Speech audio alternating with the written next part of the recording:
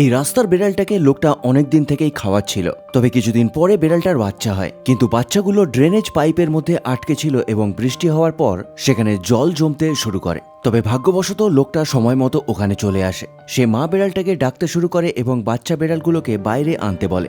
জলের লেভেল ধীরে ধীরে বাড়ার সাথে সাথে বেড়ালটা 3টে বাচ্চাকে বাইরে নিয়ে আসে। তবে লোকটা জানতো যে ভেতরে আরও আছে। সে বারবার মা বেড়ালটাকে রিকোয়েস্ট করতে থাকে যে আবার ভেতরে যেতে এবং বাচ্চাগুলোকে আনতে। বেড়ালটা প্রথমে ওখানে ঢুকতে ভয় পাচ্ছিল, কিন্তু তবুও সে যায় এবং একটা বেড়াল বাচ্চাকে নিয়ে আসে। এদিকে পাইপের মধ্যে জলের লেভেল ধীরে ধীরে বেড়েই চলেছিল। এই জন্য প্রাণের ভয়ে ওই বেড়ালটা ভেতরে ঢুকতেই চাইছিল না, কিন্তু লোকটা বারবার তাকে ভেতরে যাওয়ার জন্য রিকোয়েস্ট করতে থাকে। তাই সে ভেতরে যায় এবং আরও একটা বাচ্চাকে বের করে আনে। এবার শুধু পাইপের মধ্যে থেকে একটা বেড়ালের আওয়াজই শোনা যাচ্ছিল। তাই ভয়ে ভয়ে হলেও বেড়ালটা আরও একবার ওই পাইপের মধ্যে যায় এবং বাচ্চাটাকে বাইরে নিয়ে আসে। আর এইভাবেই লোকটার সাহায্যে বেড়ালটা তার বাচ্চাগুলোকে বাঁচাতে সমর্থ হয়।